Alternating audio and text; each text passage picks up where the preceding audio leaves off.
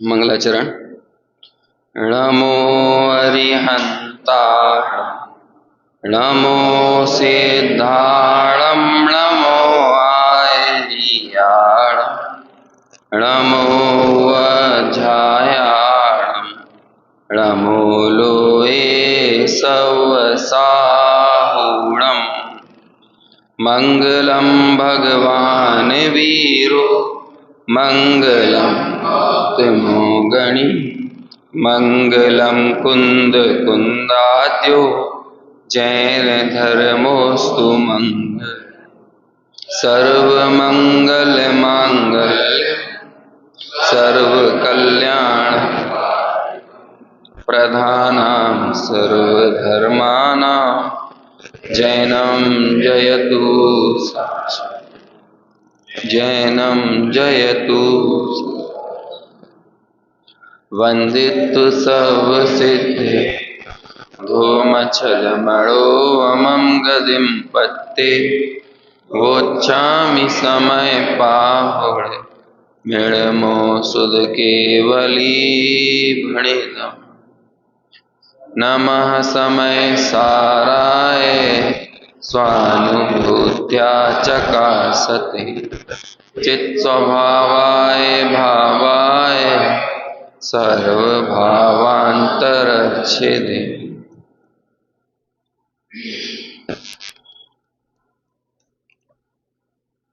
समय सार ग्रंथादिराज गाथा क्रमांक 11 पर चर्चा अपनी चल रही थी, जिसकी गाथा और टीका पर अपन बात कर चुके हैं। अब इसके भावार्थ के आधार से थोड़ी चर्चा यहाँ और करना है। भावार्थ जैसा कि कल भी कहा था कि बहुत महत्वपूर्ण है, और पंडित जयचंद जी छावड़ा की विशिष्ट मेधा, विशिष्ट प्रज्ञा का परिचय हमको इस भावार्थ में भी देखने को मिलता है कि उन्होंने किस तरह से समय सार के हार्द को अपने अंतरतम में समाया, और फिर उस ही हार्द को जो उन्हें भासित हुआ समय सार, जो इतना स्पष्टता के साथ उन्होंने उसे अपने भावार्थ में पिरोया है। तो ऐसा ये भावार्थ है, और जो एक संभावना बनती है 11वीं गाथा को पढ़ने के बाद, जिसमें हमें ऐसा लगता है कि जब भूतार्थ को, जब शुद्ध नय को भूतार्थ कहते हैं और व्यवहार नय को अभूतार्थ, अविद्यमान कह देते हैं, तो इसका मतलब ये होता होगा कि फिर व्यवहार नय की बात ही जब आए ना, तो मुंह में थोड़ी सी कड़वाहट आ जाना चाहिए, है ना। और जैसा कि हम और आप में से अनेक लोग ऐसे होते भी हैं हमारी ही बिरादरी में, जिन लोगों को व्यवहार का नाम सुनते के साथ ऐसा लगता है कि मतलब पता नहीं कहाँ की बात कर दी हो। लेकिन चूंकि जिनागम हमारा अनेकों व्यवहार नय के कथनों से भरा हुआ है, और व्यवहार नय भी भगवान की वाणी में ही आया है। व्यवहार नय ऐसा नहीं है कि संसारी जनों की, चाहे किसी ऐरे गहरे व्यक्ति ने व्यवहार नय का कथन कर दिया हो, ऐसा नहीं है। भगवान की वाणी में ही व्यवहार नय कहा गया है। देखो आपको मैं एक एग्जाम्पल देता हूं। 57 नंबर की गाथा देखिए, 57,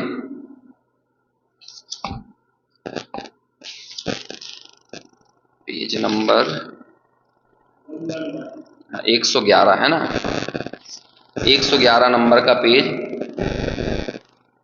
नहीं सॉरी 56 नंबर, 110 नंबर का 56 नंबर की गाथा।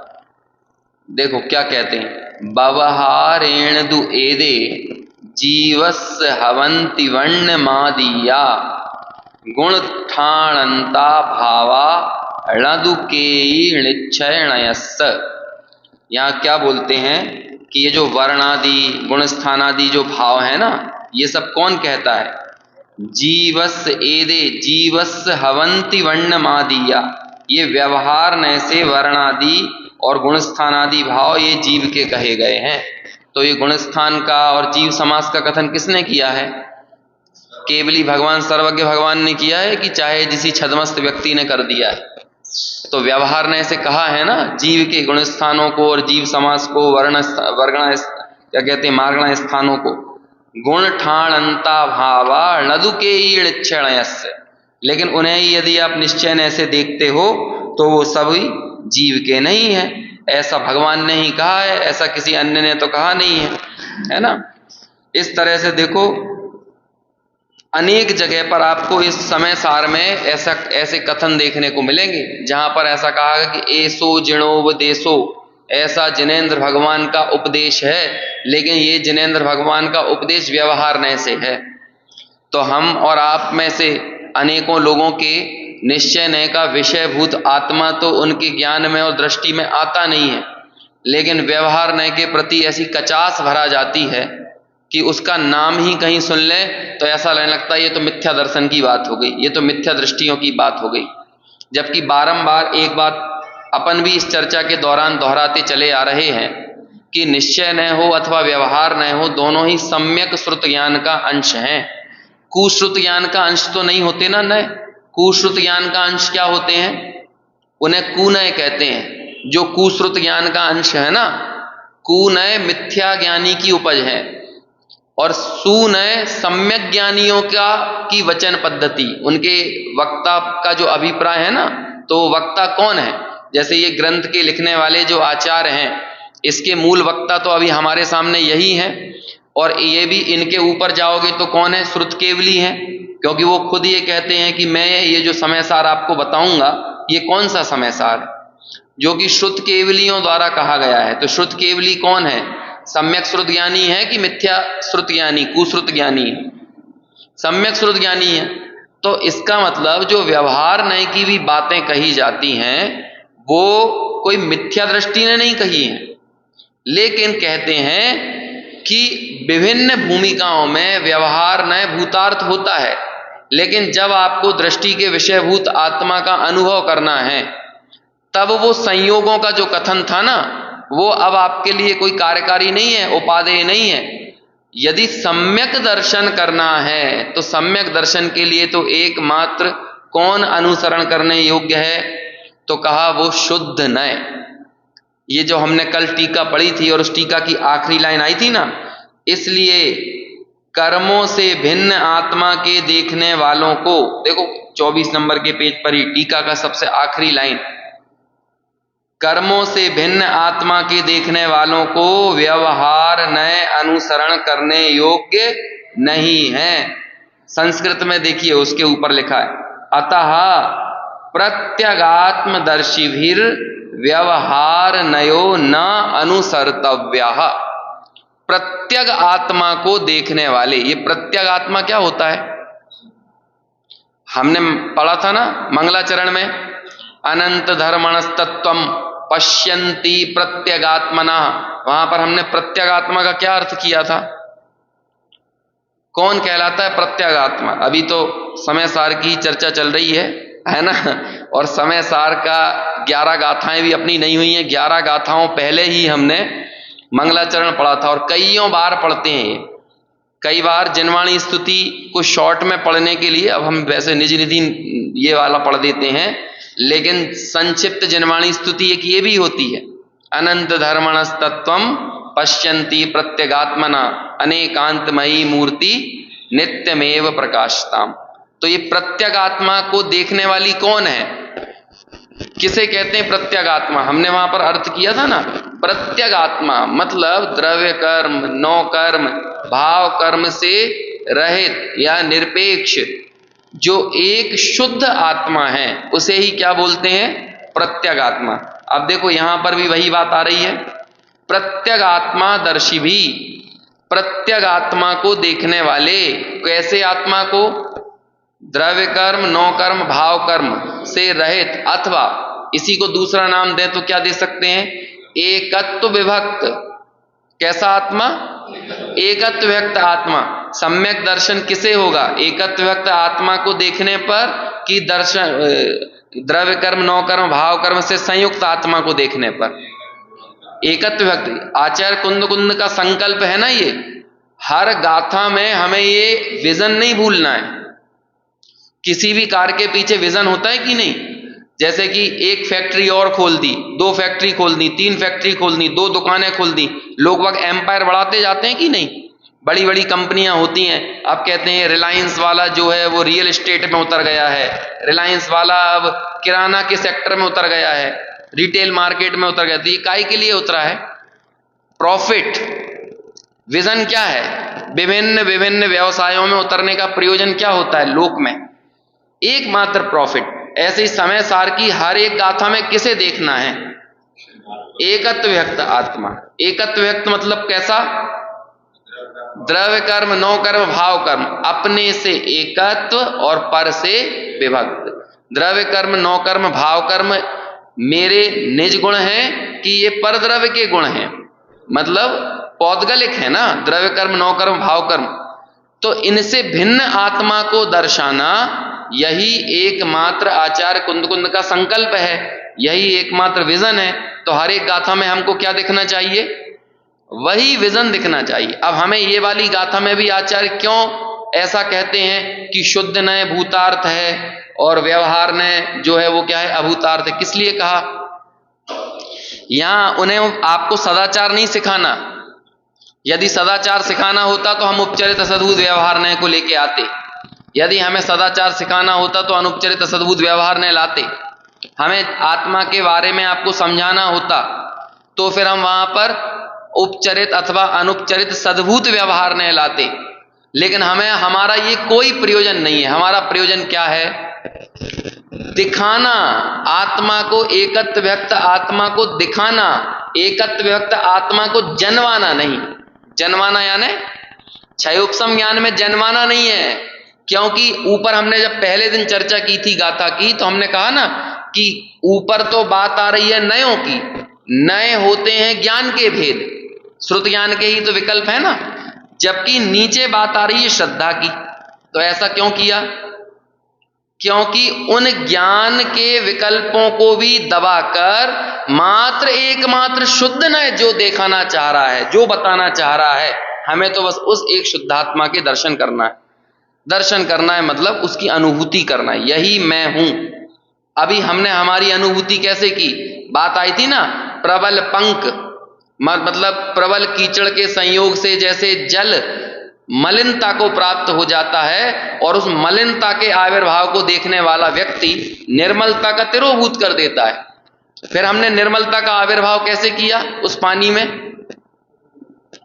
कैसे किया? नहीं, पानी में तो शुद्ध नय मत डालना, पानी में फिटकरी डालना फिटकरी से। तो ऐसे जैसे हमने वहां निर्मलता को आविर्भाव किया और गंदगी का क्या कर दिया? तिरोभाव कर दिया। ऐसे ही ये पर्यायों में प्रदर्शित होने वाले क्षणवर्ती परिणाम, ये भाव कर्म, द्रव्य कर्म, नो कर्म, इसे ही बोल रहे हैं कर्मों का प्रबल पंक, कर्मों की प्रबल कीचड़।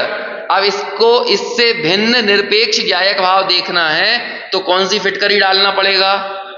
शुद्ध नय का कतक फल डालो। और वैसे ही हमने शुद्ध नय को डाला तो क्या होगा? ज्ञायक भाव का आविर्भाव होगा और अन्य सर्व द्रव्य कर्म, नो कर्म, भाव कर्म आदि का क्या हो जाएगा? तिरोभाव हो जाएगा। इसलिए यहां पर कहा अतः प्रत्यगात्म भी, प्रत्यगात्मदर्शी भी व्यवहार नयो नानुसर्तव्य। जो प्रत्यगात्मा को देखना चाहते हैं उनके लिए व्यवहार नय अनुसरण करने योग्य नहीं है।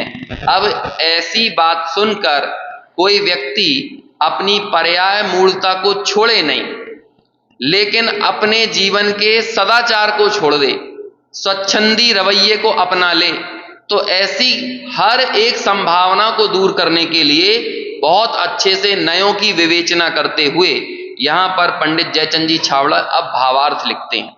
देखो, एक एक लाइन बड़ी बहुत सुंदर है और नयों की बड़ी गूढ़ दृष्टि यहां पर हमको देखने को मिलेगी। यहां व्यवहार नय को अभूतार्थ और शुद्ध नय को भूतार्थ कहा है।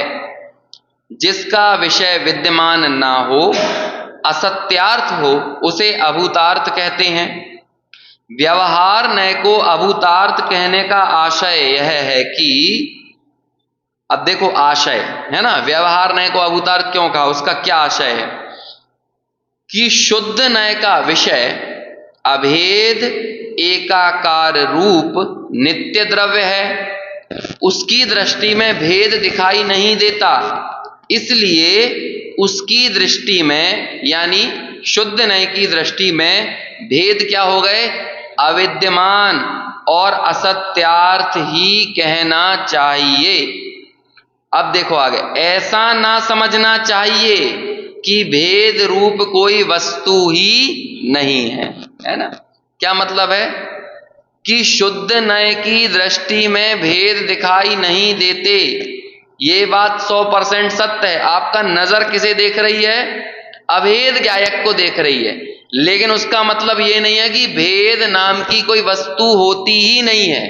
अभी हमारा प्रयोजन क्या है? भेदों से वस्तु को समझा जा सकता है, भेदों से वस्तु का अनुभव नहीं किया जा सकता। बहुत बार ये वाली चर्चा अपनी निकल चुकी है ना, इसलिए मुझे विशेष से समझाने की जरूरत नहीं है। अन्वेषण काल और अनुभव का काल चर्चा निकली, कितनी बार निकली है। जब हमने रहस्यपूर्ण चिट्ठी की चर्चा शुरू की थी उस समय ही ये बात आई थी। और रहस्यपूर्ण चिट्ठी में ये इतनी जरूरी गाथा है, ये नए चक्र की गाथा है, बड़े नए चक्र की। बड़ा नए चक्र मतलब जो परम क्या कहते हैं, द्रव्य स्वभाव प्रकाशक।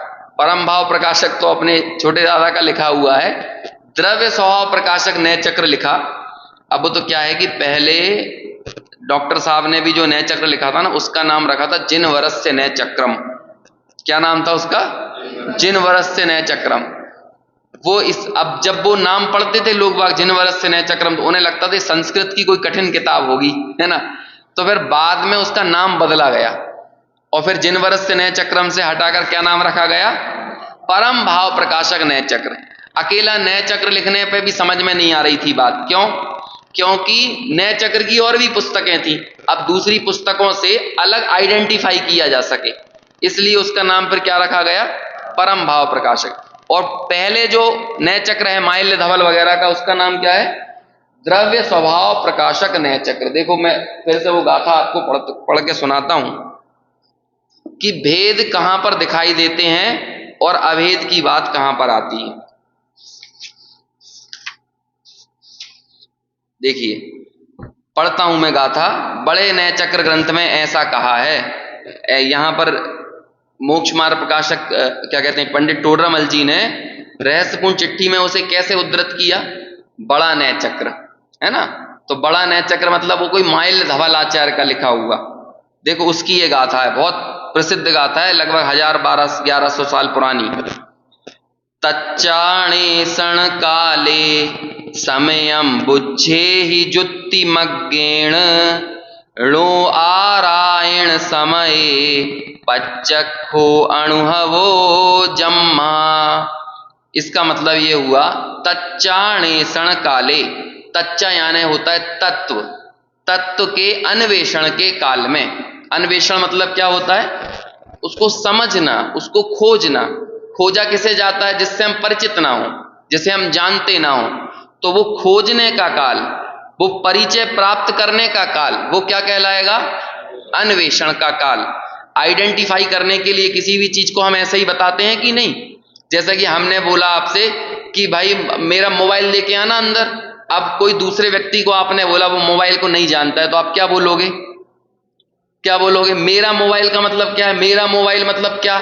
तो हम कहेंगे भैया OnePlus का, सैमसंग का मोबाइल, ब्लू कलर का मोबाइल। समझ में आया ना? और पीछे उसमें बैक कवर ऐसा लगा होगा। हम ये सब बोलेंगे कि नहीं? अब लेकिन जब हमारा परिचय हो गया उससे, तो हमारे लिए क्या मेरा मोबाइल का मतलब क्या होगा? अब मेरे मोबाइल में हमने सारी भेद कल्पनाओं को हटाकर मेरा मोबाइल होता है कि नहीं? लड़के के लिए लड़की पसंद की जा रही है या लड़की के लिए लड़का देखा जा रहा है, तो अब अन्वेषण का काल चल रहा है। अन्वेषण समझ गए? भैया हमारे लड़के के लिए कोई लड़की बताओ, तो लड़की बताओ, या लड़की के लिए लड़का बताओ, तो ये कौन सा काल हो गया? अन्वेषण का काल। तो अब हम पूरा बायोडेटा लेकर आए।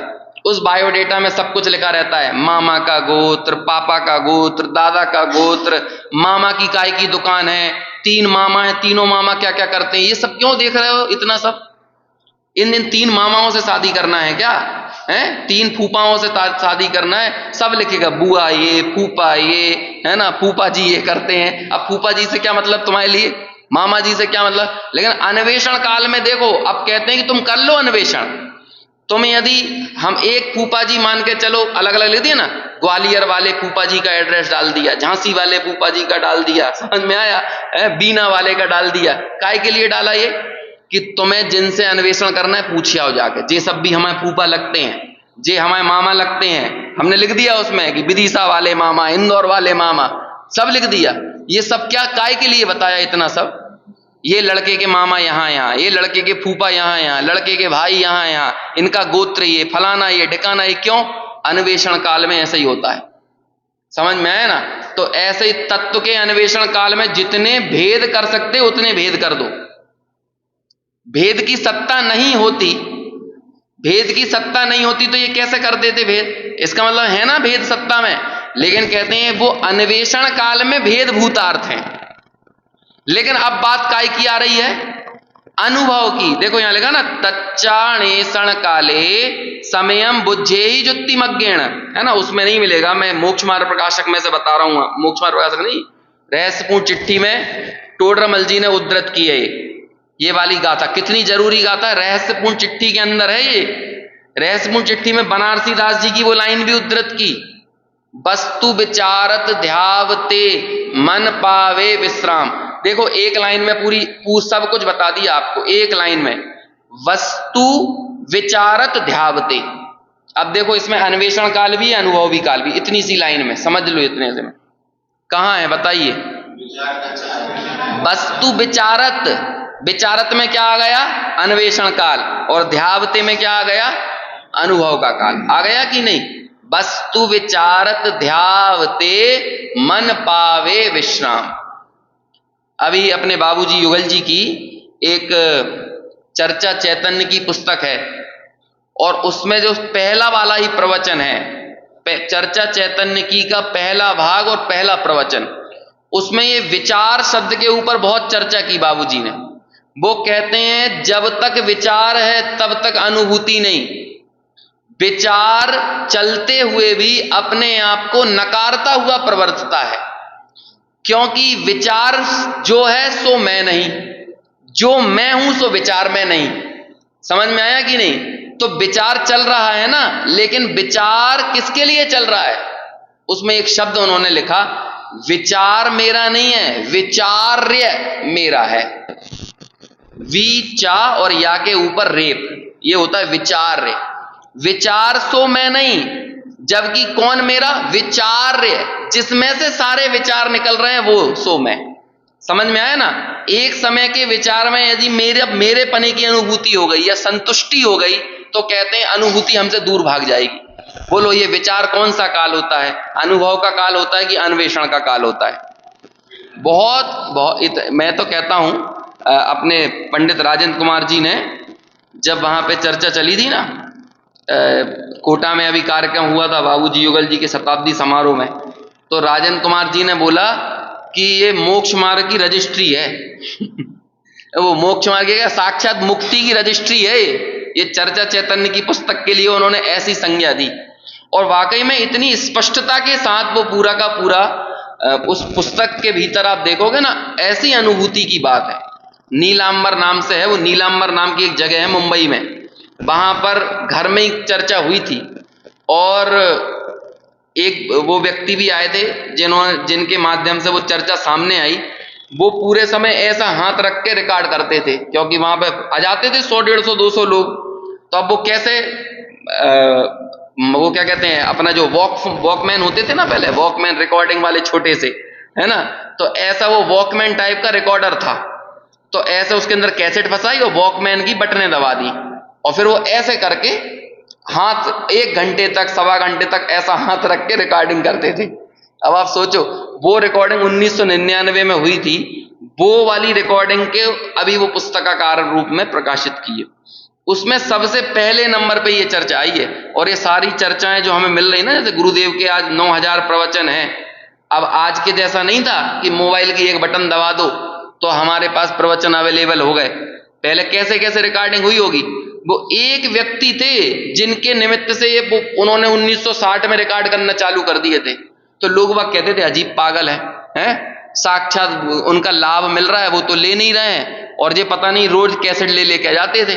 तो बस वो, लेकिन रिकॉर्ड ऐसे कैसेटों के ढेर पे ढेर लगते गए। अब आज के जैसा तो है नहीं कि एक कार्ड में आपने 2000 प्रवचन भर लिए, 100 प्रवचन, 200 प्रवचन भर लिए। अब सोचो कैसेट के कैसेट ढेर लग गए, एक कैसेट में 1 घंटे का प्रवचन आया। अब ऐसी 9000 कैसेट है, यहाँ 500 कैसेट रख दोगे ना आप, तो आपको लगेगा कितना कचरा हो गया। अब 9000 कैसेटों को बताओ, उन 9000 कैसेटों को फिर कन्वर्ट किया गया, फिर वो सीडी में डीवीडी में आए। अब सोच लो वो तत्व ज्ञान हम सबके पुण्य की वजह से यहां तक पहुंचना था, तो वो चीजें ऐसी रिकॉर्ड हो गई, फिर आज वो पीडीएफ में आ गई और सारी चीजें हो गई।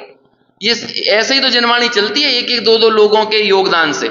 जैसे श्रुत पंचमी के दिन हम आचार्यों के, केवलियों के, श्रुत केवलियों के, है ना, अन्य आराती आचार्यों के योगदान को तो याद करते हैं, लेकिन उन गृहस्थों का योगदान किसी से कम नहीं है।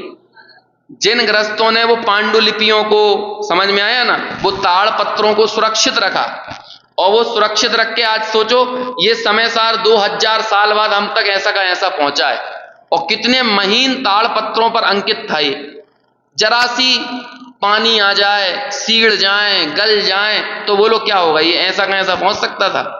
लेकिन 2000 साल बाद ये हम तक आया, और ऐसा ये अभी नहीं आया है, ये समय सार आप भरोसा रखो, हम ये छोटे छोटे से योगदान देने वाले लोग आते रहेंगे, और ऐसे में पंचम काल के अंत तक जो समय लिखा है ना उन्होंने 20,327 साल, है ना, वो तब तक जाएगा, ही ऐसे ही जाएगा ये समय सार, छोटे छोटे से योगदानों के माध्यम से।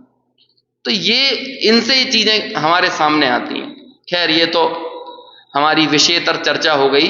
मैं आपको बताना, उसमें सबसे पहले प्रवचनों में उन्होंने ऐसे ही बात की कि ऐसा कभी नहीं होगा कि वो वैचार्य, वैचार्य माने वस्तु, मैं स्वयं, समझ में आई, विचार और वैचार्य क्या होता है, परिणाम और परिणामिक में जैसा संबंध है ना, परिणाम तो क्या हुआ, क्षणवर्ती, लेकिन पारिणामिक कैसा है, वो त्रिकाली है। विचार तो क्या हुआ, क्षणवर्ती, लेकिन वैचार्य, विचार्य, जिसमें से ये विचार पैदा हो रहे हैं, वो कैसा है, इसे हम आम भाषा में बोलते हैं अंश और अंशी। बोलो, अंश का निर्णय करना है कि अंशी का निर्णय करना है, अंशी, जिसमें से सारे अंश निकल रहे हैं। बोलो, विचार किसमें से निकल रहे हैं, और हम और आपकी संतुष्टि कहां पर होती है, शुद्धात्मा में होती है कि उन विचारों में होती है। हम हमारे में यदि दिन भर में, यदि जैसे आपने देखा कि कल आपके दिन भर में थोड़ा सा आपको विचार आ गया, काय का विचार आ गया कि हाँ आज जो प्रवचन में बात आई थी, 11वीं गाथा में जो बात आई, तो हम लोग क्या करते हैं, हमें बिल्कुल तृप्ति मिल जाती है। अरे आप सोचो तो सही, 11 अंग 9 पूर्व के जब हम पाठी हो जाते हैं, पाठी होना और भाव भाषण होने में बहुत अंतर है। जिसे भाव भाषण होता है वो तत्व का कदाचित अल्प पाठी हो, कम पढ़ने वाला हो, कम जानने वाला हो, लेकिन भाव भाषण कितना प्रगाढ़ होता है। और एक 11 अंग 9 पूर्व का पाठी हो गया, उसके पाठों में है, चिंतन में है, विचारों में है, लेकिन विचार और चिंतन में होने के बावजूद भी वो विचारवान चैतन्य मैं हूं ऐसी अनुभूति और प्रतीति नहीं हो पाती। उस अनुभूति करने के लिए कहते हैं भूतार्थ ने, वही वो शुद्ध ने ही भूतार्थ है। लेकिन जब तक समझना है, आप उस समझने की प्रोसेस को टोटली नकार नहीं सकते। समझ में आया कि नहीं?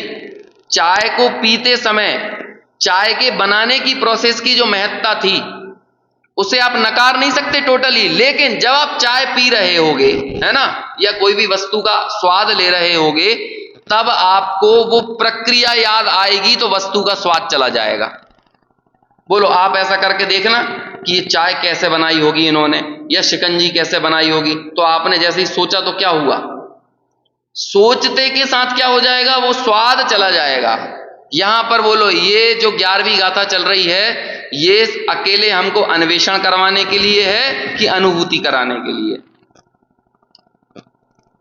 बात टफ तो नहीं हो रही, कठिन तो नहीं पड़ रही बात? देखो, छोटी सी बात है तो कितनी बार में ये वाली बात निकल, अन्वेषण का काल अलग होता है, अनुभव का काल अलग होता है। अन्वेषण के काल में भेदों की बात होती है, इसलिए अन्वेषण के काल में भेद भूतार्थ हैं। अब यदि ये कह दो तो कोई दिक्कत नहीं है। कल भी मैंने एक लाइन का प्रयोग किया था, अपने अपने विषय को दिखाते समय हर एक नए भूतार्थ है। लेकिन बोलो, वो नए अभूतार्थ कब हो जाता है? जब अगला नए उसके सामने खड़ा हो जाता है। समझ में आया ना? तो ऐसे ही बेटी के लिए हम एक उचित रिश्ता देख रहे थे, पुत्री के लिए, तो हमने सब देखा, और जब तक वो विवाह नहीं हुआ था तो लड़की भी देख रही थी कि वो घर में कौन से नंबर के हैं, कितना कमाते हैं, सब देख रही थी। लेकिन जब विवाह हो गया तब बोलो कितना देखेगी? तब वो देखेगी कि ये घर में दूसरे हैं, उसके लिए दूसरे रहेंगे घर में, उसके लिए उनकी कमाने से, उनके अब बाद में उनके रंग से, रूप से, अब तो कहते हैं तुम्हारी कमियां भी मेरी, तुम्हारी खूबियां भी मेरी। अब वो कमियों और खूबियों में अभेद हो गया है स्थापित। ये कमियां और खूबियां देखने की दृष्टि कब तक है? एक पतिव्रता स्त्री हो ना, वो कमियों और खूबियों के भेद से ऊपर उठ जाती है, और जिसे विवाह के बाद भी खूबियां और कमियों का भेद बना रहता है ना, वो रिश्ता कभी टिक नहीं पाता है, क्योंकि अभेद की अनुभूति पूरी तरह के भेदों को नकार कर ही टिक पाती है। ऐसे ही ज्ञायक में टिकी हुई दृष्टि, देखो यहां पे दूसरी लाइन में फिर ये बात कही ना, लो आरायण समय, मतलब आराधना के काल में, अनुभूति के काल में, पच्चखो अनुभवो जम्मा, वो आत्मा तो अब अनुभव प्रत्यक्ष हो गया है। अब वहां पर किसी युक्ति को मत लगा लेना। पहले युक्तियों के माध्यम से हमने उस आत्मा तक पहुंचने का काम किया, लेकिन जब अनुभव हो गया तो क्या हुआ? जहां जहां जे जे साधक हैं तहां ते बाधक हैं। जो चीज पहले साधक थी अब वही क्या हो गई है? वही बाधक हो गई है। आप यहां से भोपाल एक्सप्रेस में रात को 11 बजे बैठे, सुबह आपको 8 बजे वो दिल्ली छोड़ती है, ठीक है ना? तो बोलो वो साधक है कि बाधक है? साधक है। लेकिन 8 बजे दिल्ली पहुंचा दे तब तक, अब 8 बजे के बाद आपका उस गाड़ी में बैठे रहना क्या हो जाएगा है? अब वो डिले करते जा रही है, क्या दिक्कत है भाई? गाड़ी में अच्छी सीट मिली हुई है, कंफर्म रिजर्वेशन है, साफ सफाई है, देश की सबसे पहली ISO सर्टिफाइड ट्रेन है ना भोपाल एक्सप्रेस, अच्छे से आप साफ सफाई, क्या दिक्कत हो रही है? पहले तो बड़े 2-2 महीने पहले से उसका रिजर्वेशन करवा रहे थे, और बड़े अच्छे से चद्दर वद्दर डाल के अच्छे से बैठे, तो बैठे रहो, क्या प्रॉब्लम है? नहीं, जहां जहां जब तक वो साधक थी, गंतव्य तक पहुंचाने के लिए वो साधक थी, अब क्या हो गया है? मूल साध्य तक यदि नहीं पहुंच पा रहे तो वही साधक क्या हो जाता है? बाधक हो जाता। ऐसे युक्तियां, तर्क, अनुमान, ये सारी चीजें, आगम भी समझ में आया ना? ये आगम भी किसके लिए है? द्रव्य श्रुत से भाव श्रुत का अवलंबन। ये क्या है? आगम क्या है? द्रव्य श्रुत। और द्रव्य श्रुत से करना क्या था? भाव श्रुत का अवलंबन। अब भाव श्रुत तक नहीं पहुंचे तो और हम क्या करने लगे हैं? द्रव्य श्रुत की उधेड़बुन करने में जुट गए हैं, है ना? इस नए से ऐसा, इस नए से ऐसा, किंतु ऐसा, परंतु ऐसा, इफ, बट, किंतु, परंतु, अगर, मगर, ये सारी चीजें अब क्या करने लगी? अनुभूति में खलल डालने वाली हो गई, अनुभूति में जहर डाल रही हैं अब जरूरत से ज्यादा युक्तियां। क्यों? क्योंकि उस व्यक्ति का लक्ष्य युक्तियां हो गया था, उस व्यक्ति का लक्ष्य क्या था? आत्मा था ही नहीं। अब वो नए क्या बन गए हैं? यदि हम सिर्फ नयों को ही, नयों से वस्तु को समझने को साध्य मानकर बैठ जाए ना, देखो हम लोग इतने कैलकुलेटिव हो चुके हैं। जैसे हमें बच्चा भी चाहिए ना, तो कैसा चाहिए? वो इतना चंचल होना चाहिए, इतना परसेंटेज चंचल हो, इतना परसेंटेज सीधा हो, इतना निडर हो, इतना डरपोक हो। देखो एकदम निडर हो जाए तो क्या हो जाएगा? कोई से डरता ही नहीं है ना? और ज्यादा ही डरने वाला बन जाएगा तो अरे बड़ा डरपोक है, ये बिल्कुल सीधा बैठा रहा है घर में, एकदम कुछ ना करे तो एकदम बिल्कुल बचपन ही बर्बाद कर रहा है, कुछ खेलता ही नहीं है, एक्टिव नहीं है। इलाज जाके करवाएंगे डॉक्टर के बाद, डॉक्टर साहब ये एक्टिव नहीं है, और खूब ऊधम पानी मचाने वाला हो, है ना? इस चीज को इधर गिरा रहा, फैला रहा, 1 मिनट शांत ना बैठे, अब क्या हो गया?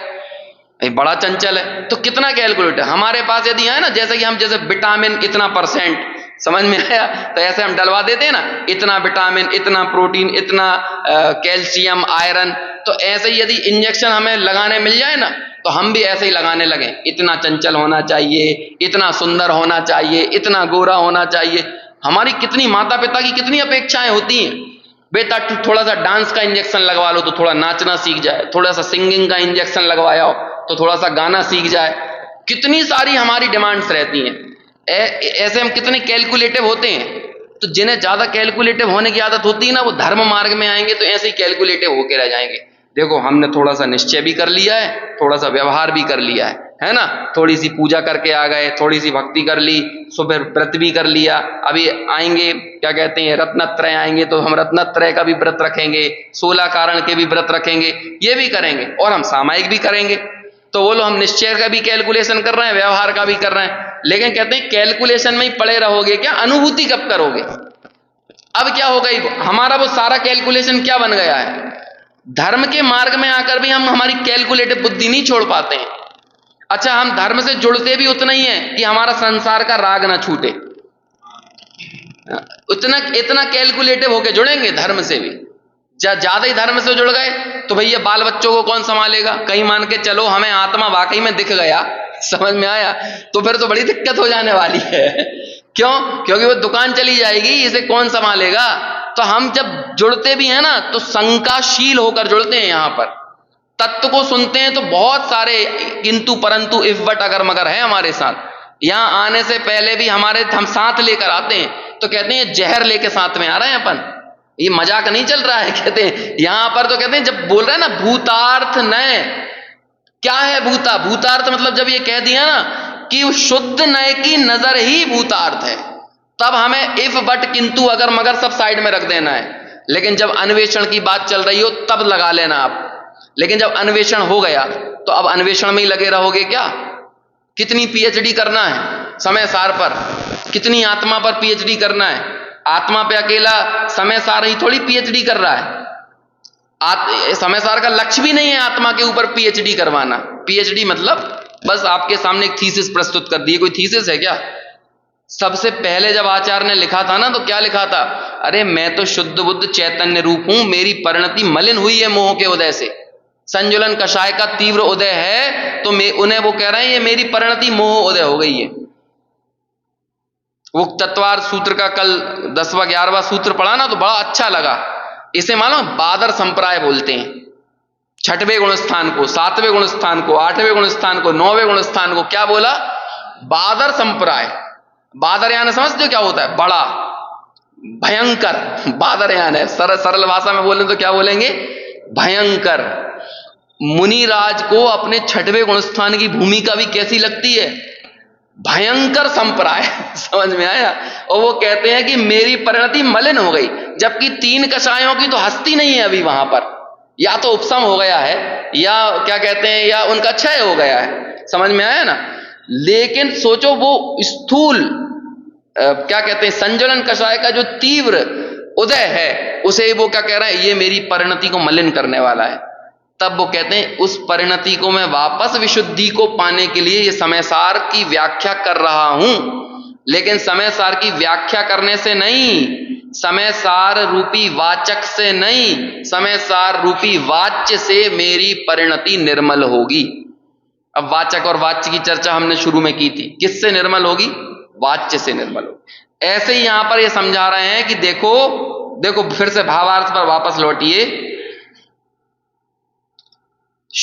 वहां से डैश लगाए ना उसके आगे से पढ़ता हूं। शुद्ध नय का विषय अभेद एकाकार रूप नित्य द्रव्य है, उसकी दृष्टि में भेद दिखाई नहीं देता, इसलिए उसकी दृष्टि में भेद क्या हो गए हैं, अविद्यमान और असत्यार्थ हैं। क्योंकि उस शुद्ध नय का प्रयोजन एकमात्र अनुभूति करवाना है, अनुभूति के विषय को पकड़वाना है। लेकिन ऐसा नहीं समझना कि भेद रूप कोई वस्तु नहीं है। यदि ऐसा माना जाए तो यदि हम सर्वथा भेदों का अभाव कर देंगे, भेद होते ही नहीं है, ऐसे हम स्यादवाद को छोड़ देंगे। समझ में आया ना। यदि ये स्यादवाद का अमृत ना रहे हमारे पास तो हमारी दशा कैसी हो जाए।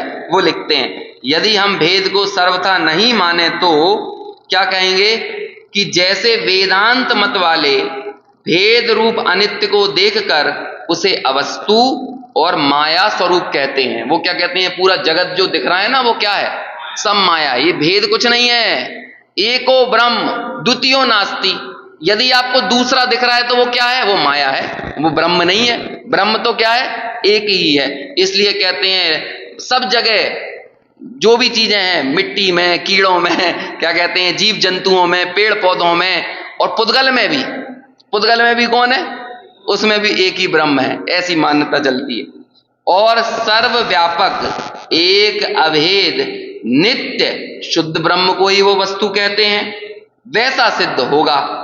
और उससे सर्वथा एकांत शुद्ध नय के पक्ष रूप मिथ्या दृष्टि का प्रसंग आएगा। देखो, यदि हमने सर्वथा उसे अवस्था, कई बार ऐसी दिक्कत होती है, अकेले बातों में शुद्ध नय नहीं चलता है, ये मजबूरी है कि हमें शुद्ध नय को बातों में बताना पड़ रहा है, लेकिन शुद्ध नय का विषय कहां पर होगा।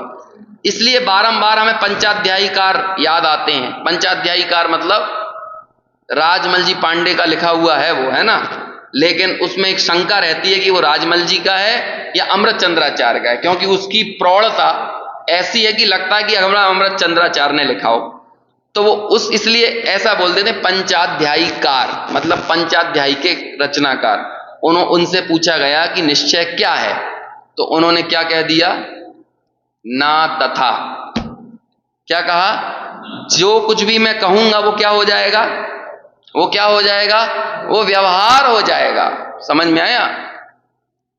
अनुभूतियां कभी भी प्रदर्शित की ही नहीं जा सकती हैं, लेकिन अनुभूति के साथ, अनुभूति इज अ रियलिटी एंड क्या कहते हैं, जितने वचन व्यापार है वो सब फॉर्मेलिटी हैं।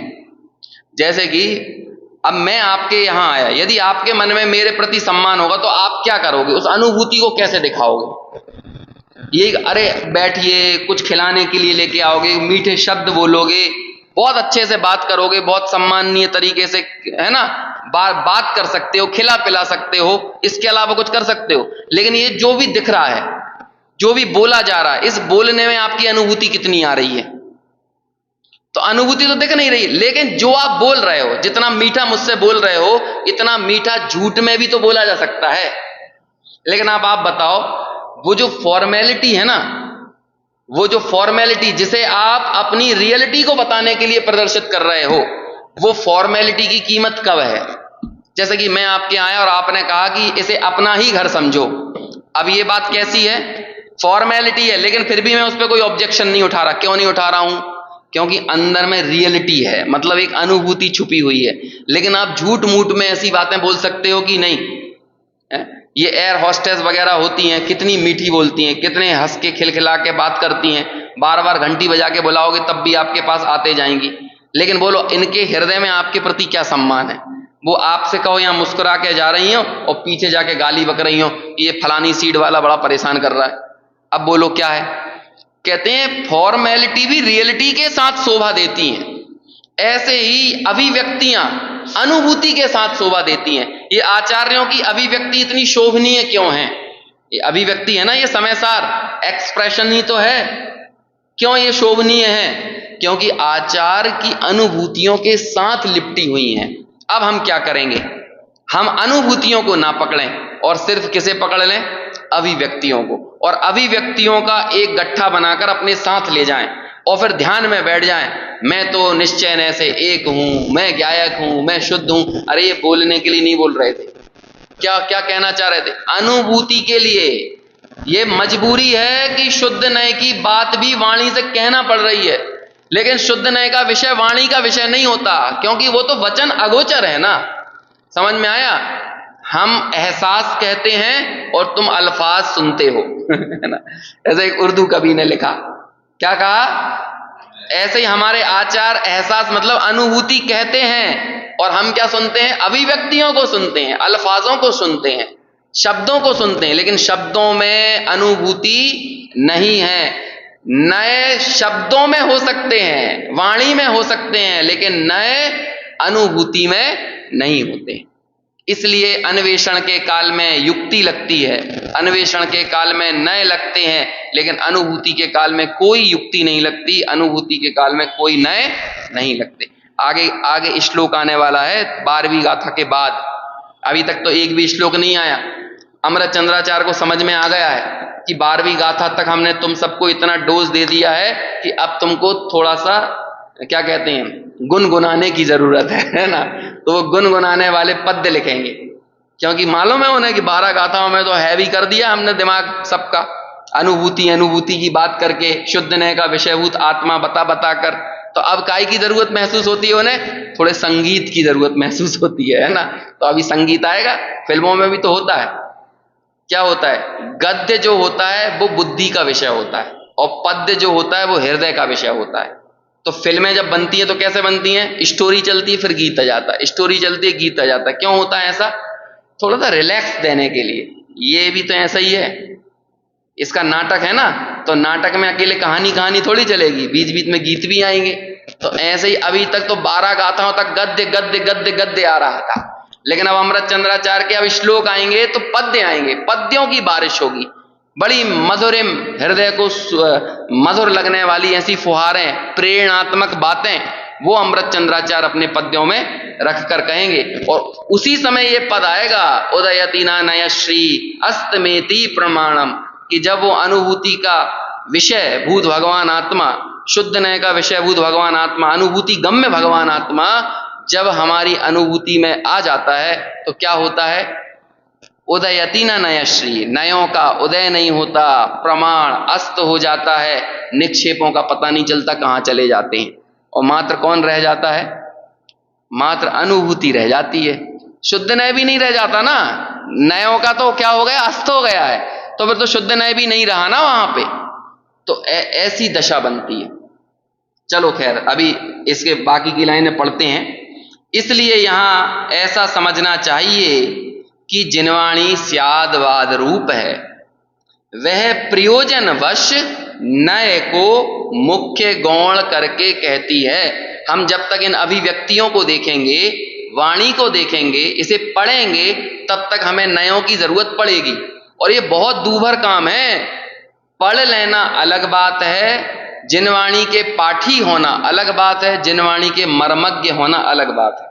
हम सब लोगों को जिनवाणी का पाठी नहीं होना है, जिनवाणी का मर्मज्ञ होना है। देखो क्या बोलते हैं, 11 अंग 9 पूर्व के पाठी, पाठी हो गए लेकिन मर्मज्ञ नहीं हुए। हमें क्या होना है, और मर्म कौन समझेगा, मर्म कौन समझेगा, मर्म तो समझने वाला विरले ही होता है, विरले ही कोई। और जिसे नए में पारंगत होगा ना, जो विवक्षाओं को समझेगा, वही व्यक्ति जिनवाणी के मर्म को जान सकता है। उसे मालूम है कि जिस समय व्यवहार का कथन चल रहा है वहां व्यवहार का प्रयोजन क्या है।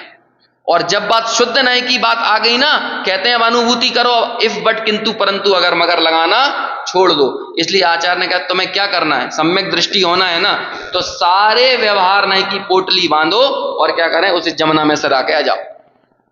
ऐसी वाणी बोलते थे युगल जी, वो कहते थे चंबल में डाल के आ जाओ। चंबल में डालने का मतलब क्या होता था, सारे भेदों को ले जाके चंबल में डालाओ, उन्होंने बोल दिया सीधे। तो क्या हुआ, ये भेद कल्पना से हमने आत्मा को समझा था, लेकिन अनुभूति करने के समय में भी भेद याद आ रहे हैं। अभी भी शादी होके आ गई लड़की की और अभी भी वो यही कर रही है, अभी भी ऐसा बोलेगी, अरे दूसरे नंबर के भैया, ऐसा बोलेगी अपने पति को, ऐसा बुलाएगी क्या? पहले मालूम था दूसरे नंबर का भाई है, दूसरे नंबर का भाई है, शादी के बाद भी ऐसा बोलेगी क्या? बता दिया ना, बाहर किसी को परिचय देगी तो ऐसे ही बोलेंगी कि फलाने के पुत्र हैं, इनके दूसरे नंबर के लड़के हैं। लेकिन जब संबोधन करेगी तो क्या कहेगी, अब तो एजी से ही काम चल जाएगा। क्यों? क्योंकि एजी में सर्व अनुभूतियां छुपी हुई हैं और इतने बड़े बायोडेटा में कोई अनुभूति नहीं थी। समझ में आ गए कि नहीं? अब मौन में काम हो गया। देखो क्या होते हैं, कई बार मैसेज कोई अनुभूति पैदा नहीं करवा पाते, लेकिन कई बार मिस कॉल अनुभूति पैदा कर देता है। समझ में आया कि नहीं? लेकिन ये अनुभूति का संबंध किससे है, समझ में आया?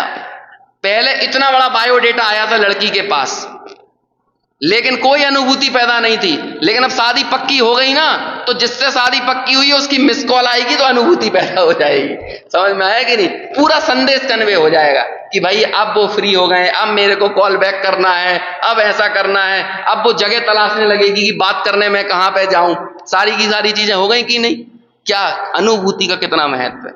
ऐसे ये क्षण क्षण में अंतर्मुख हो, क्षण क्षण में अंतर्मुख हो, ये मुनिराज कैसे हो जाते हैं? गुरुदेव श्री आत्मा, भगवान आत्मा, और उनके मुंह से जो आहा निकलती थी, आप एक्टिंग करके बता दो वैसी आहा। बोलो, वो भगवान आत्मा जो निकल रहा था वो अभिव्यक्ति पर आहा निकल रहा था कि अनुभूति पे आहा निकल रहा था? अंदर से बहुमान, अंदर से महिमा। क्योंकि अब एक स्थापित हो गया ना, ऐसा शुद्धात्मा मैं स्वयं, ऐसा शुद्धात्मा मैं स्वयं। इसलिए इस अनुभूति की कद्र है। और वो शुद्ध नय आपको वही दर्शा रहा है बारंबार। समझ में आया? चलो आगे। और जिनवाणी में व्यवहार का उपदेश शुद्ध नय का हस्तावलंब यानी सहायक जानकर बहुत किया है। हस्तावलंब है ना, सहायक है, किंतु उसका फल संसार है। समझ में आया? हम आपसे बोलेंगे कि भाई 5 मिनट स्वाध्याय किया करो, 5 मिनट स्वाध्याय किया करो। काय के लिए बोल रहे हैं 5 मिनट स्वाध्याय के लिए? कि जिंदगी भर 5 मिनट ही करते रहना, ऐसे ही बोलने के लिए? हमने आपसे बोला भैया मंदिर जाके खाना खाओ, मंदिर जाके खाना खाओ, काय के लिए किया? खाना खाने के लिए मंदिर भेज रहे थे क्या? हम लोगों को ऐसा ही लगता है कि हम खाना, भैया अपन लोग, कई लोग इस तरह से बड़े बहुमान से बोलते हैं, हम तो बिना मंदिर गए खाना भी नहीं खाते। तो ऐसा लगने लगता है कि मंदिर खाना ही खाने के लिए जाता है। समझ में आया? क्योंकि उसका दम जोर काहे पे है? खाना पे है। हम तो मंदिर जाके ही खाना खाते हैं, मंदिर जाके ही खाना खाते हैं। अरे मंदिर जाके अंदर जाओ, खाना मत खाओ। समझ में आया? लेकिन ये बोलो काय के लिए नियम दिलवाया था कि मंदिर जाके खाना खाओ? क्यों दिलवाया? कि प्राथमिक भूमिका में हस्तावलंब, कि तुम्हें भोजन से पहले भजन याद, भगवान याद आना चाहिए। समझ में आया? लेकिन भगवान क्यों याद आना चाहिए? इसलिए याद आना चाहिए कि भगवान को देख के जब भोजन करने बैठो तो ये लगना चाहिए कि ये मेरा स्वरूप नहीं है, इसमें रमना मेरा स्वभाव नहीं है, ये याद आना चाहिए। और याद नहीं आ रहा है। भगवान के दर्शन माथा पीट के आ गए अपन वहां पे, और यहाँ आके लड़ रहे हैं, झगड़ रहे हैं, आज नमक नहीं है, आज ये नहीं है, आज जला दिया, आज खेरा कर दिया, आज कच्चा रहने दिया, यही सब बातें कर रहे हैं। तो तुमने क्या भगवान को देख के आए हो? समझ में नहीं? हस्तावलंबन, व्यवहार आपको एक पर्टिकुलर जगह पर ले जाने के लिए था, लेकिन आप वहां तक नहीं जा रहे हो तो आचार्य को अब 3rd डिग्री देना पड़ रही है कि समस्त ही व्यवहार का फल क्या है? संसार है। समझ में आया? हम आपको मंदिर खाने के लिए नहीं भेज रहे थे, हम मंदिर इसलिए भेज रहे थे कि खाने पर से खाने की आसक्ति कम हो और आपको आपके स्वरूप की खबर लगे भगवान की वीतरागता को देखकर। लेकिन आपको लगी नहीं रही, जिंदगी बीत गई आपकी, आप बस यही काम कर रहे हो, मंदिर जाते हो खाना खाते हो, मंदिर जाते हो खाना खाते हो। क्यों जाते हो मंदिर? दुकान पे जाने के लिए। हम तो मंदिर जाए बिना दुकान नहीं खोलते, लेकिन तुम्हारा लक्ष्य क्या है? कभी ऐसा हुआ कि भगवान को देख के ऐसा लगा आज दुकान ही नहीं खोलना है? कभी ऐसा लगा? पूरी जिंदगी बीत गई, 20-25 साल, मंदिर जाते हो दुकान खोलते हो, मंदिर जाते हो दुकान खोलते हो, एक दिन ऐसा भी तो लगा हो कि आज नहीं खोलना है, आज भगवान दिख गए हैं। तो बोलो ये सब काहे के लिए है? तब जाकर आचार्य को नहीं कहेंगे अरे तुम्हारा मंदिर अंदर जाना सब बेकार है, तुम्हें मजा तो दुकान में ही आ रहा है, तुम्हें खाने में ही आनंद आ रहा है, इतने 20-20 साल हो गए। ऐसे ही जैसे व्यवहार में, व्यवहार हस्तावलंबन था एक भूमिका में, लेकिन किसी को व्यवहार में ही मजा आने लगा तो फिर क्या कहने लगा? समस्त ही व्यवहार का फल क्या है? संसार है। एक शुद्ध नय की दृष्टि ही भूतार्थ।